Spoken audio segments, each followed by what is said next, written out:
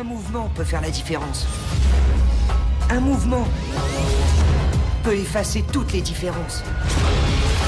Un mouvement peut libérer toute une génération.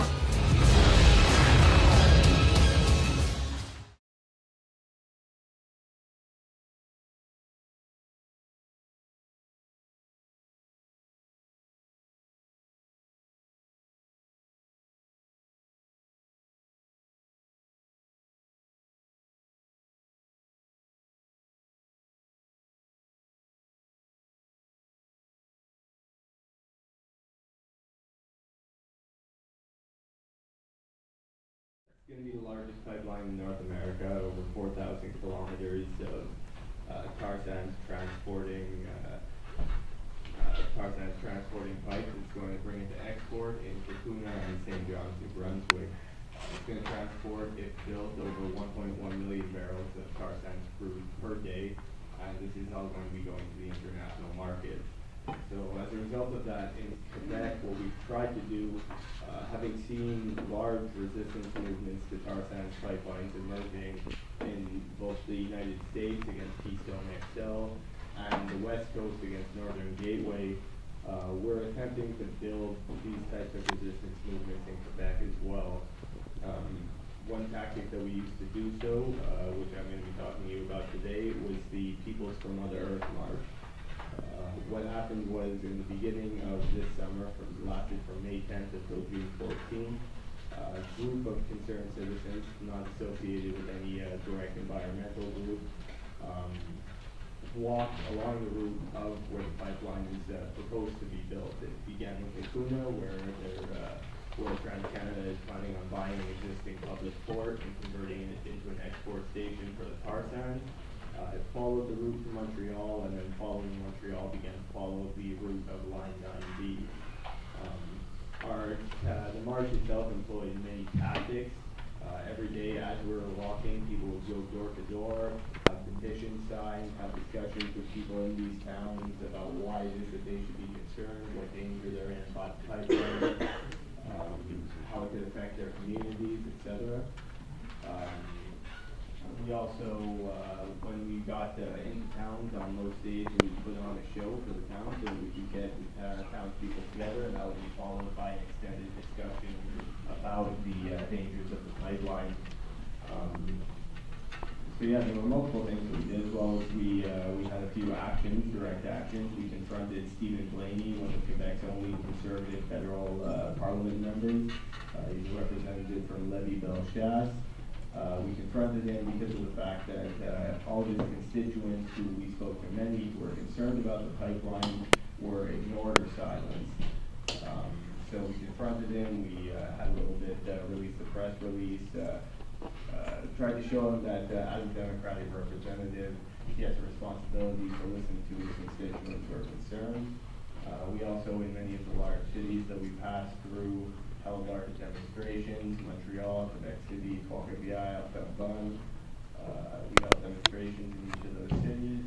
And I think that the most important thing that we did, though, is that we linked groups together who were not necessarily working together earlier. And we also worked with multiple local groups, such as Stop Oléoduc in various communities, the Tout Pas Chez Nous campaign, which is a coalition of various environmental groups from the Lower St. Lawrence, and the RVHQ, COVO, various other groups. I think that it's important to do something along these lines because of the fact that oftentimes we, despite the fact that people are struggling for the same cause, we don't necessarily feel like we need to work together to do so, but our voice is always stronger when we're working together. And so having built links within these groups, we can pass on to more serious action in the future in an attempt to actually stop this pipeline from being constructed. Another thing that we've attempted to do is tap into the already existing network, which exists since 2011, that emerged against shale gas in Quebec. For those of you who aren't familiar with that struggle, what happened was companies were planning on coming into Quebec and exploiting shale gas through hydraulic fracturing or fracking.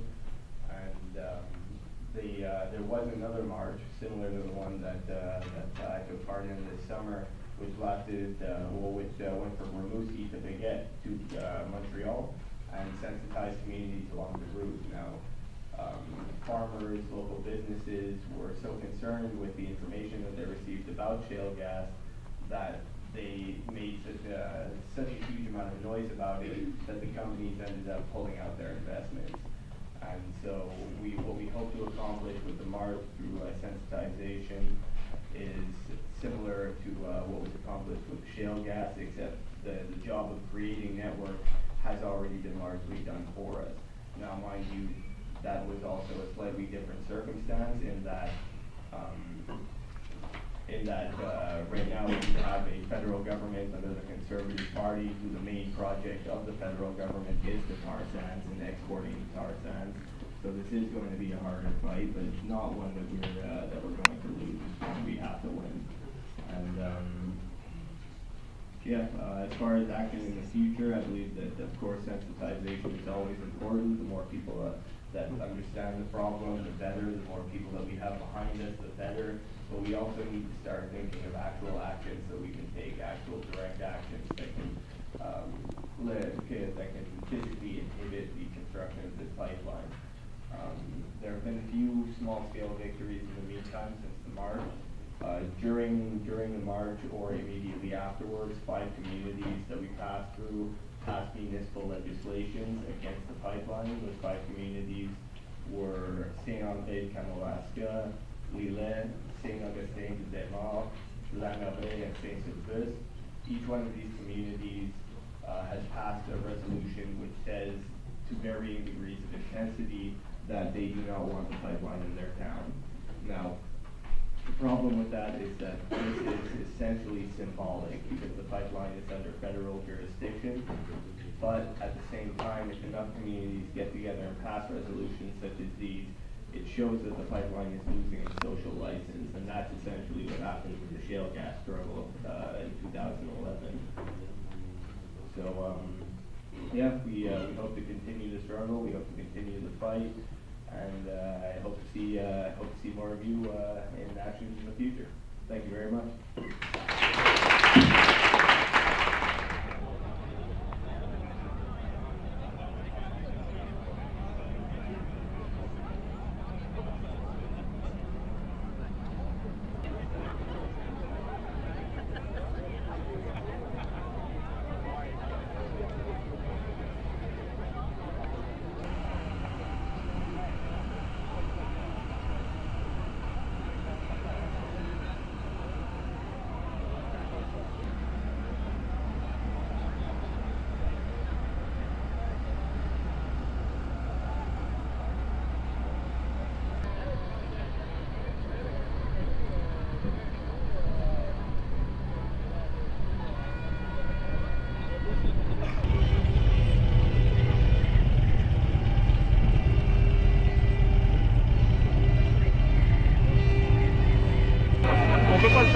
Donc il faut le faire en alliance avec les autres. Et cette idée-là, c'est justement de tenir le programme social à Ottawa vient du fait que c'est au Canada qu'on voulait le faire et à l'invitation de la Fédération ontarienne du travail, on organise ce programme. Alors, première dernière fois, tu fais des rencontres, des gens qui sont venus, qu'est-ce que ça t'inspire?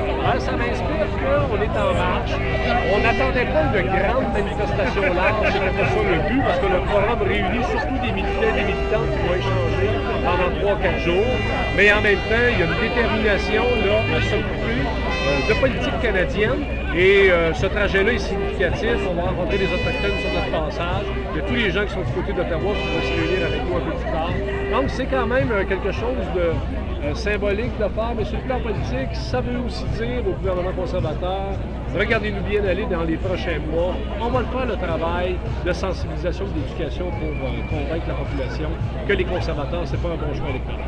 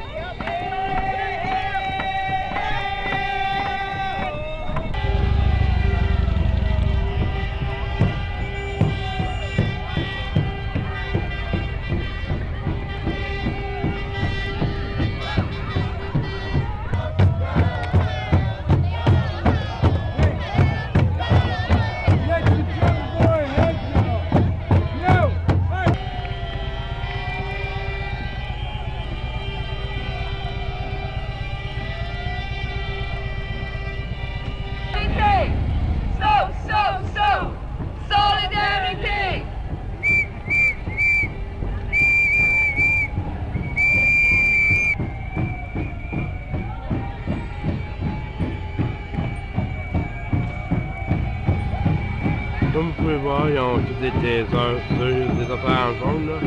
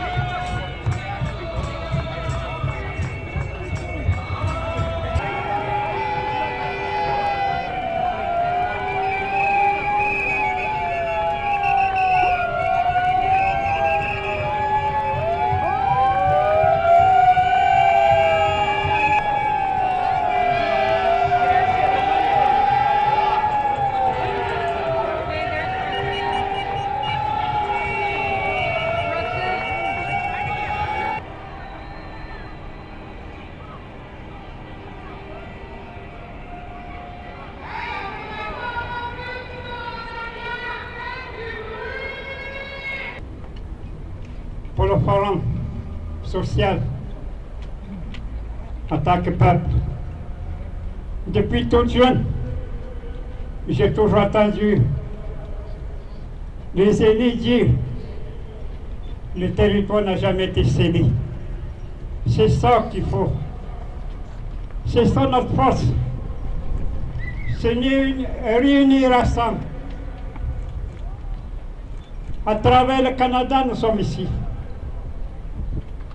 On est ici pour réunir nos forces.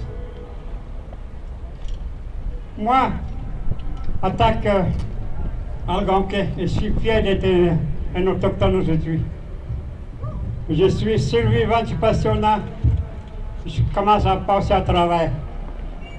Et moi, je voudrais vous remercier tout le monde, tous les organismes qui sont ici avec nous autres, qu'ils soient autochtones, non autochtones, on est tous là. Merci, miigwech.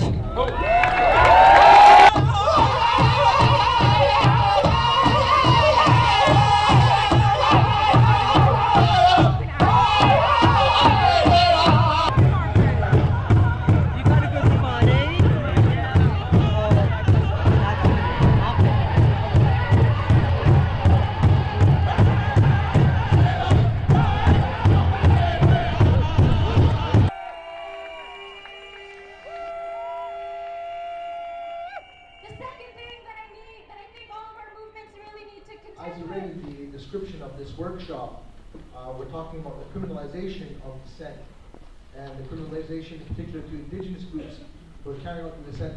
This is nothing new. Okay, it's always been a criminal act for indigenous people to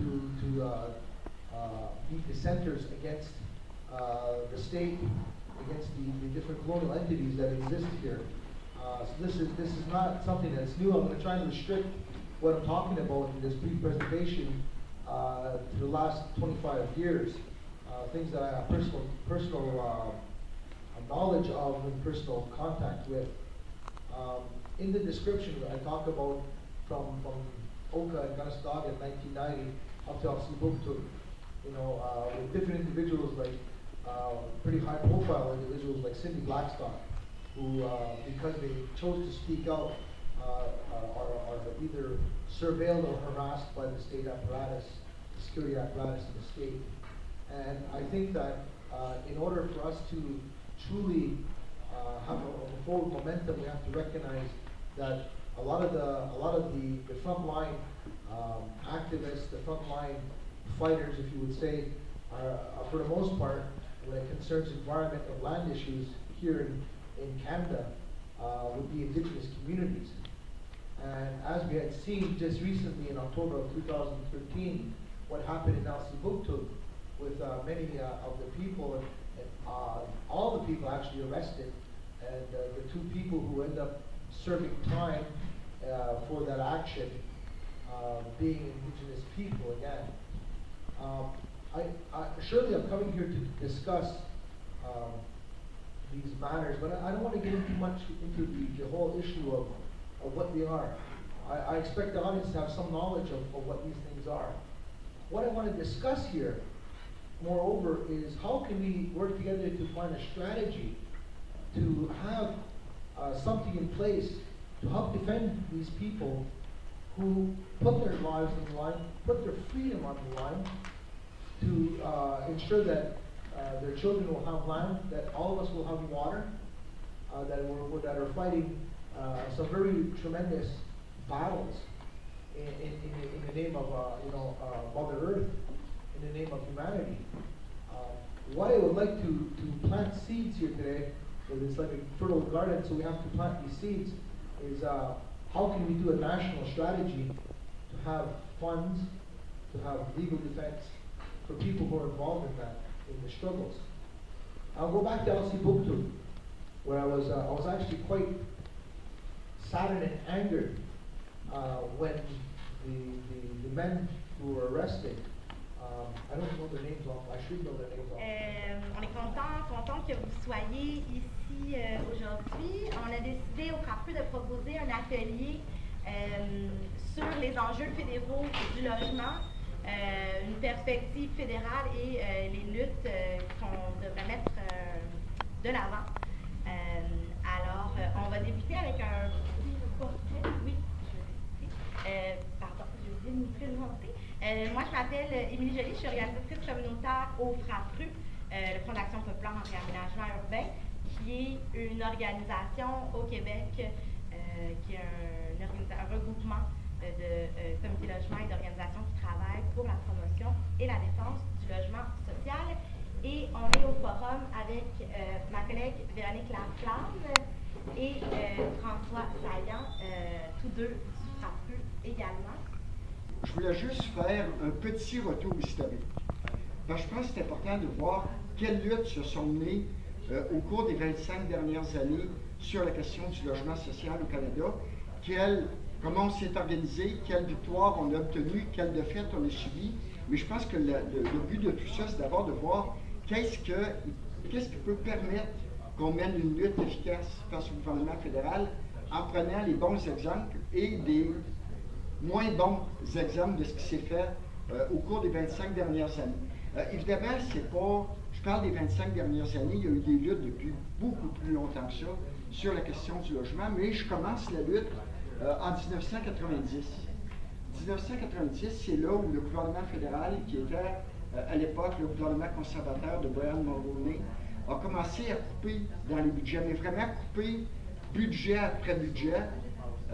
Et c'était vraiment des coupures extrêmement importantes là, dans de nouveaux logements sociaux. Et il y a eu une lutte qui s'est menée dans ces années-là, de 90 à 93, mais beaucoup de luttes qui s'est menée par des groupes du Québec, pour toutes sortes de raisons, dont le fait que les autres groupes des autres provinces étaient aux prises avec leurs gouvernements provinciaux ou comptaient sur leurs gouvernements provinciaux. Bref, mais surtout la lutte face aux différents paliers provinciaux. Il ne s'est pas vraiment mené de lutte canadienne à cette époque-là où le gouvernement vraiment coupait par-dessus, coupait à chaque année. Le Frappeux a mené plusieurs actions, dont une dont je me souviens très bien parce que depuis ce temps-là, ça ne sera jamais reproduit. C'est qu'il y avait eu un camping sur les eaux de la rivière Outaouais, les eaux glacées de la rivière Outaouais, en 92, lors du budget fédéral. Je dis que ça ne sera jamais plus fait parce que les eaux n'ont jamais reglacé à cet endroit-là depuis ce moment-là. Le réchauffement.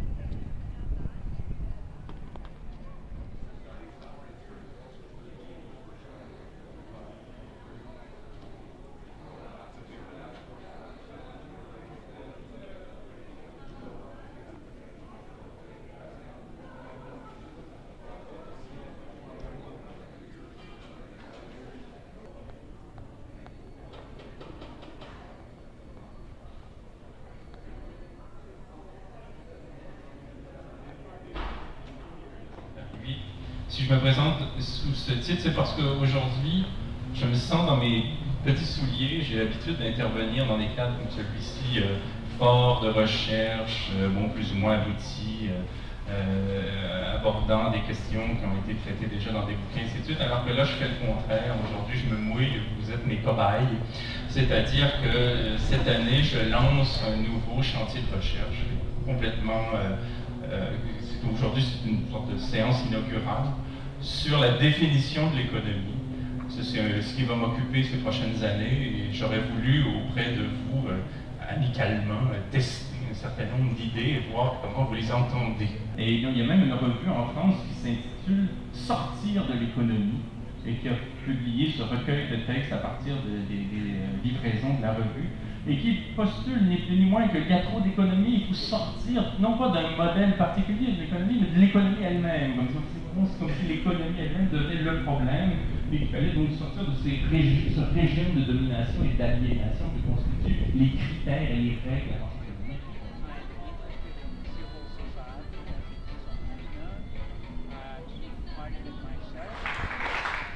I remember being 10 years old, and my mother threw me in a car and drove me to Ganasatagi, because that's where my people are from a long time ago. We haven't lived there for a while.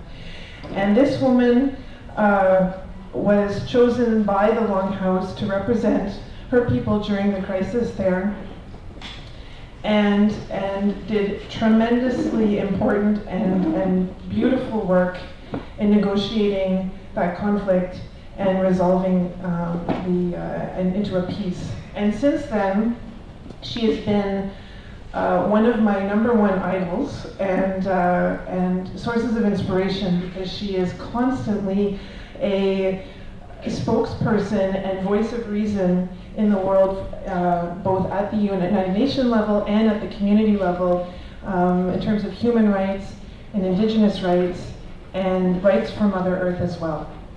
So again, I am pleased to give her a warm welcome and congratulations.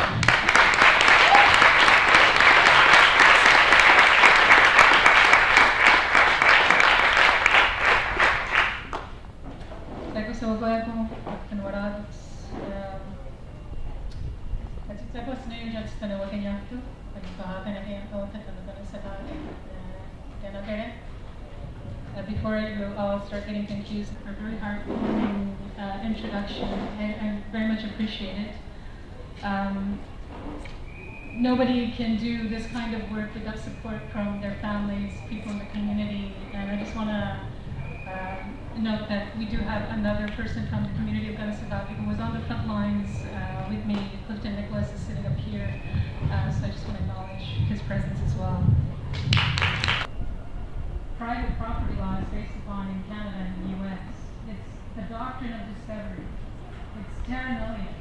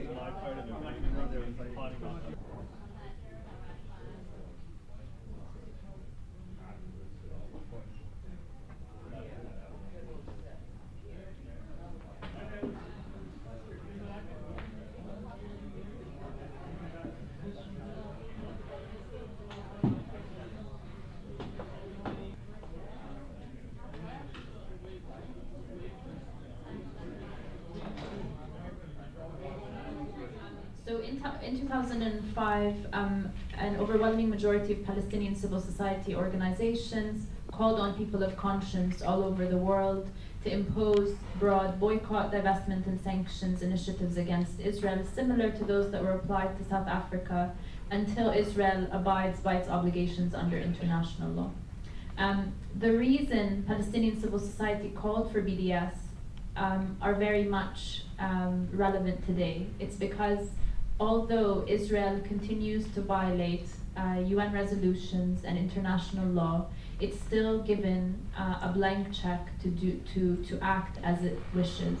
And so Palestinians turned to civil society to urge them to hold their governments accountable, to end complicity with Israel, because it's through this complicity and through this business as usual with Israel that Israel is allowed to continue its oppression of the Palestinians.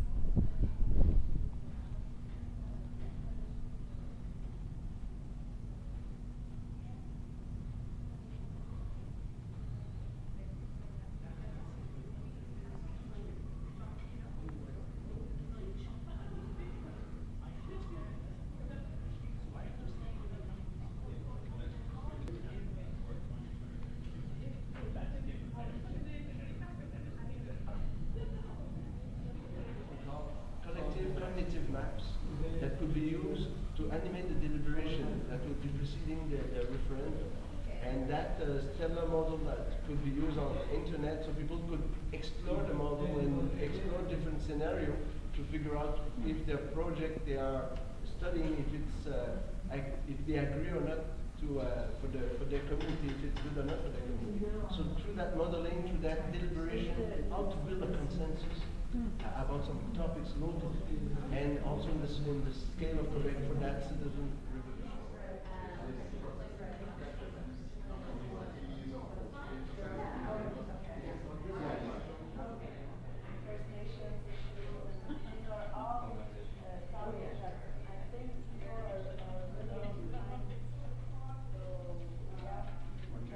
That came up was when people of color apply to jobs, for example, they're not always able to prove on paper that they have all the required competence and qualifications. But employers in progressive organizations are not able to understand why is it that a person of color does not have those required experiences, because it's because of other systemic barriers to the entry of people of color for the social progress, that they're not able to prove on paper that they have the same competence or potential as a privileged person when they apply for a job. So that's one of the underlying reasons why even in progressive organizations, people of color or other marginalized people are not hired, because these organizations are not always willing to provide training opportunities for marginalized people. They want to go for the safer option, and that usually ends up benefiting the privileged people. They want to do not want to take risks. They want to hire someone who can do the job good right away and not cause problems for the organization. That's one of the reasons why clear indication that the organization is willing to take a chance.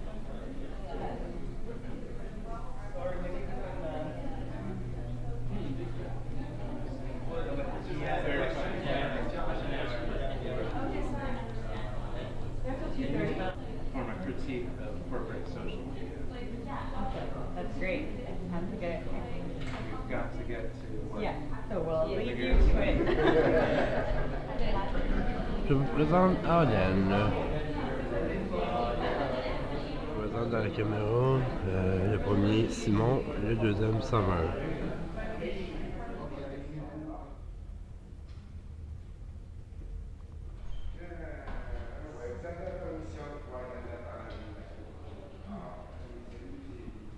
People in your activist media organizations. And please also sign up, and we'll keep in touch through a listserv. And the organizers for this assembly will debrief, and we'll see to capacity to at least start to think about maybe. Alors, je vais être la co-animatrice aujourd'hui. Mon nom, c'est Mélissa Mollin-Dupuis. Je fais partie d'I Don't Know More Québec. Je suis Minou. Je suis très loin de mon territoire. Alors, je remercie beaucoup tous ceux qui nous accueillent. C'est très sincère parce que aujourd'hui, on a une chance immense de pouvoir se rencontrer et s'échanger. Et pourquoi une chance immense? Parce que combien de fois est-ce qu'on se voit, combien de fois même est-ce qu'on s'échange. On parlait tantôt de comment s'unir. Mais je dis, on se rencontre dans des bureaux, mais après ça, on se voit plus. On s'oublie même très souvent. On dit, oh oui, on va faire de quoi ensemble, puis on se voit plus. Mais des occasions comme aujourd'hui, ça nous permet des fois d'approfondir des relations. Parce que quand on fait le party ensemble, on continue à se parler après. C'est ça qui unit les liens pour de vrai. Alors, hier, une question a été posée, et c'était quel est le sujet qui va nous unir tous ensemble? Quel est le sujet qui va permettre que tout le monde aille de l'avant?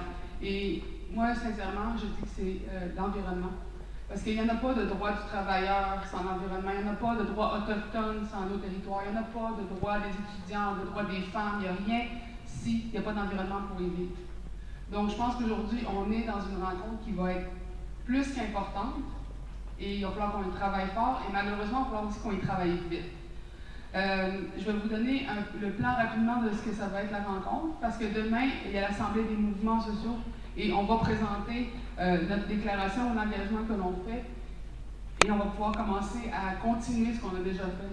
Parce que là, on pense, c'est pas, on va pas se taper dans le dos aujourd'hui en se disant « Ah, voilà, on a fait la bonne job, on a réussi à faire un engagement. » Il va falloir qu'on continue cette rencontre, il va falloir qu'on continue cet échange, il va falloir qu'on continue le party. Alors, pour commencer, Michel va venir vous présenter, on va faire un retour sur le processus qui nous a amené jusqu'à aujourd'hui, la rencontre du 6 juin qu'on a eue, et aussi parler des ateliers. On a déjà établi des points qu'on va pouvoir voir présentement. Je pense que si vous n'avez pas reçu votre papier ici, il y a anglais et en français, il y en a à l'entrée. Il y en a à l'entrée. On aura environ pour 10 minutes, mais c'est parce qu'après, on a 1h15 pour l'assemblée de discussion. On va commencer 25 minutes sur les enjeux et les priorités, 25 minutes sur les actions et 25 minutes sur la structure et surtout la durabilité et la continuité de ce que l'on fait présentement, pour s'assurer qu'il y ait un succès, qu'on n'est pas venu ici juste pour passer 3 jours à se regarder. Et on va avoir 30 minutes pour écrire la déclaration qui va être présentée demain, et à la fin, on va revenir sur l'activité en espérant qu'on puisse rentrer dans le temps. On s'est posé la question beaucoup, effectivement, Mélissa vient d'en parler, qu'est-ce qui était l'endroit, le dénominateur commun, qu'est-ce qu'elle allait réussir à attacher finalement ces 3 groupes-là qui, pour toutes sortes de mauvaises raisons dans l'histoire, ne travaillaient pas nécessairement bien ensemble en Québec, Canada, Premières Nations. Et évidemment, on a identifié que la question du climat était centrale pour le forum lui-même. Centrale aussi, évidemment, pour la société, Mélissa le dit.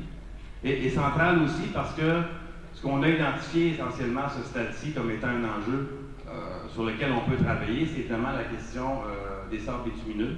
Et comme on est dans un pétro-État, c'est plus une nouveauté, brasser la cage des sables bitumineux maintenant au Canada, c'est faire de la politique très grave. C'est brasser la cage du système, c'est éventuellement forcer ceux qui pensent qu'il faut faire que des sables bitumineux, c'est-à-dire tout le monde ici à Ottawa, Québec, Canada, Premières Nations, donc la base du forum social. Les autres processus, souvent, ils sont un peu soit provinciaux ou les groupes écolos qui vont se mettre ensemble, ou il n'y a pas de processus comme tel encore qui essaie d'avoir cette envergure-là, si je peux dire. Ça, c'est, je pense, l'affaire la plus importante qu'on a de l'avant. Évidemment, les bases du forum social étant les bases les plus ouvertes, les plus inclusives, on essaie d'être le plus horizontal possible pour permettre à tout le monde donc d'avoir son mot à dire, et on espère évidemment d'être capable. There's debate whether it was 75 or 85%, but the majority were civilians, including over 400 children. That we know already with certainty, and there's been good documentation on that. And I think, though, framing it that way will remind people the fact I think that we are now 10 years past what took place in India, and many years past what took place in Nairobi, in Belém, elsewhere in Dakar, and we're learning. I think the one thing that strikes me is in this forum.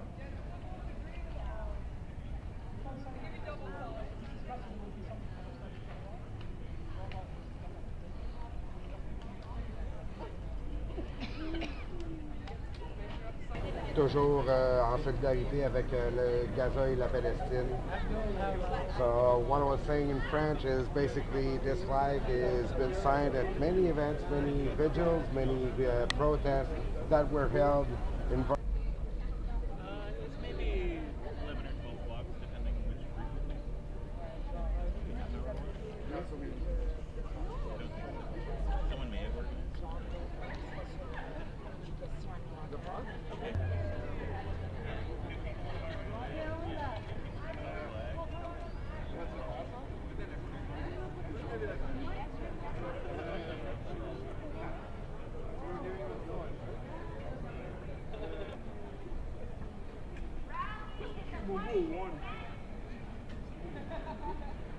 Compared to what? You're exactly right. I think one of the very calculated and coordinated.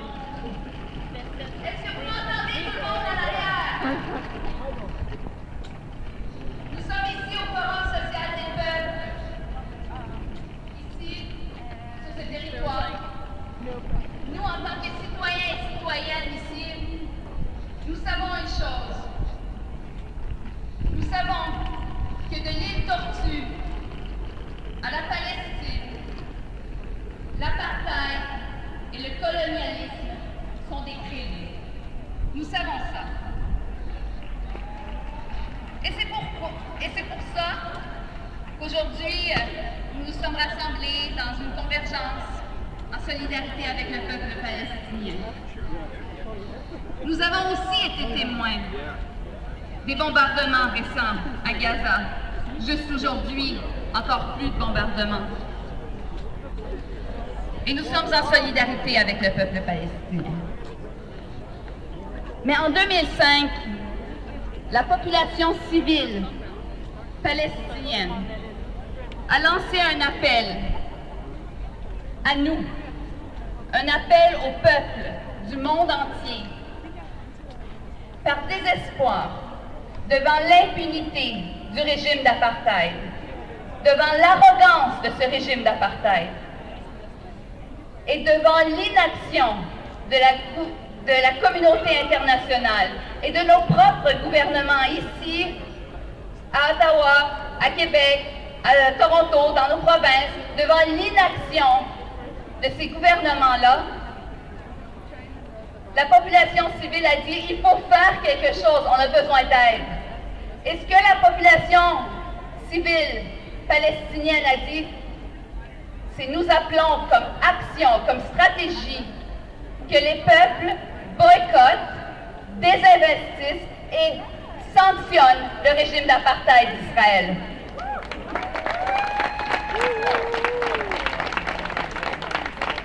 C'est la solidarité que nous ferons. C'est ce que nous ferons. Nous retournerons après ce forum, après nos manifestations, et nous irons dans nos instances, nous irons dans nos organismes communautaires, nous irons dans nos organismes de quartier, nous irons dans nos organismes religieux, dans nos syndicats, dans nos associations étudiantes, et nous ferons passer des mandats de boycott, de désinvestissement et de sanctions contre le régime d'apartheid d'Israël. Et une fois qu'on nous aurons ces mandats, nous allons prendre des actions concrètes sur le terrain pour renforcer ce mandat et le multiplier. Les temps changent. Nous ne sommes plus comme où nous en étions en 2005, quand la population palestinienne a fait l'appel. Nous avons progressé. Beaucoup d'années ont passé, 10 ans presque.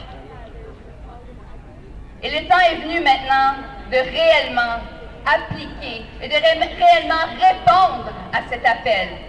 Parce que c'est ce qui exprimera notre solidarité avec le peuple palestinien, notre solidarité avec la lutte du peuple palestinien, la lutte qui est juste et digne. Et c'est une lutte que nous appuyons. Solidarité tout le monde. Merci.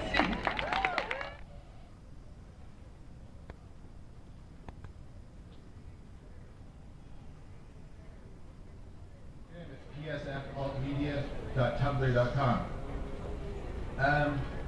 So I think a key idea is the fact that media, that communications infrastructure is something that is a common need, it's a shared need for all of us.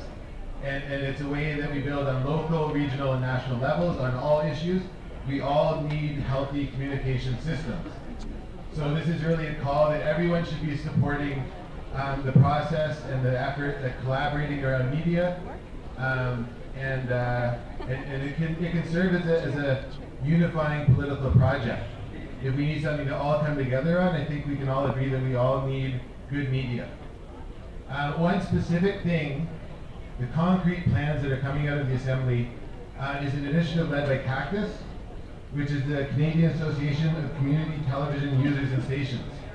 And what it's about is that in 2015-2016, the CRTC is doing a review of community TV and a review of community radio.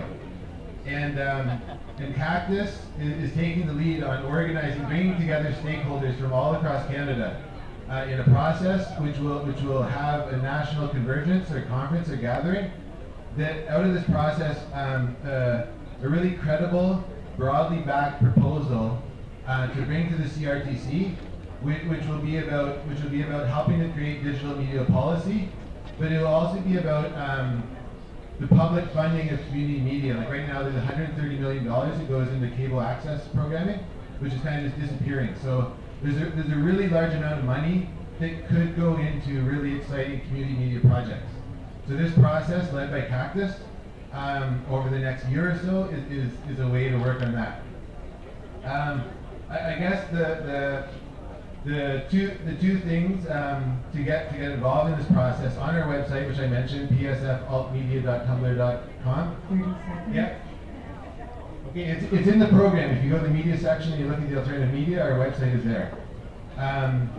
But you can sign up for our email list where we'll be posting updates on what's going on in the process, and we're going to have a conference call in September. So that's kind of the initial next step. So thank you very much. And I want to say thank you to all the organizers and volunteers because it's a huge thing to bring everyone together.